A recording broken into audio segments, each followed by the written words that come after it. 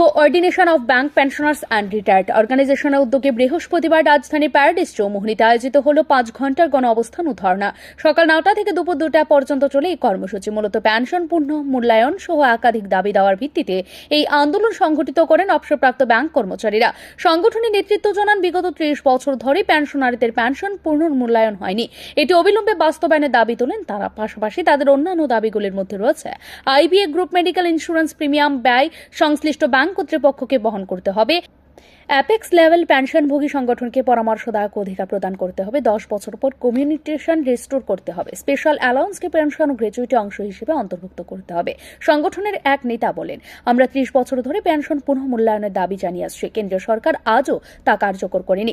আমাদের মেডিকেল প্রিমিয়ামের বোঝা এখন নিজের কাঁধে। এটা অবিচার। যদি আজকের কর্মসূচির পরও সরকার আমাদের কথা না শুনে, তাহলে আগামী সেপ্টেম্বর মাসে দিল্লিতে বড় জমায়েত হবে।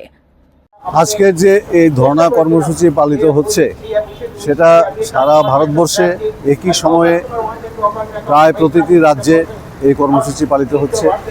এই কর্মসূচি আহ্বান রেখেছে coordination of bank pensioners and retirees organization বা সিবিপিআরও।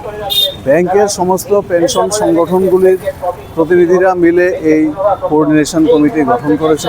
তার নেতৃত্বে এই ধর্ণা কর্মসূচি পালিত হচ্ছে। এর প্রধান কারণ হচ্ছে যে আমাদের ব্যাংকের পেনশন সেই 1995 সালের থেকে আজ অবধি পেনশন রিভিশন হয় না। বিভিন্ন সময়ে বেতন চুক্তি সম্পাদিত হয়, পে কমিশন হয়, বেতন চুক্তি সম্পাদিত হয়, কিন্তু কেন্দ্রীয় সরকার এবং রাজ্য সরকারের যে পে কমিশনের যে নিয়ম, যে পে কমিশন হলে কর্মচারীদের বেতন ভাতা যখন বৃদ্ধি পায়, তখন সেই অনুযায়ী পেনশনারদেরও বেতন ভাতা বৃদ্ধি পায়, পেনশনারদের বেসিক পেনশন বদলায়। কিন্তু আমাদের এখানে আশ্চর্যজনকভাবে 30 বছর ধরে, বলা যায় 1995 সাল থেকে আজ অবধি আমাদের পেনশনের কোনো রিভিশন হলো না। এই কর্মসূচির অংশ হিসেবে দেশের বিভিন্ন রাজ্য আজ একই সঙ্গে গণ অবস্থান পালন করেন অবসরপ্রাপ্ত ব্যাংক কর্মীরা। ব্যুরো রিপোর্ট, ঋদ্ধি নেটওয়ার্ক।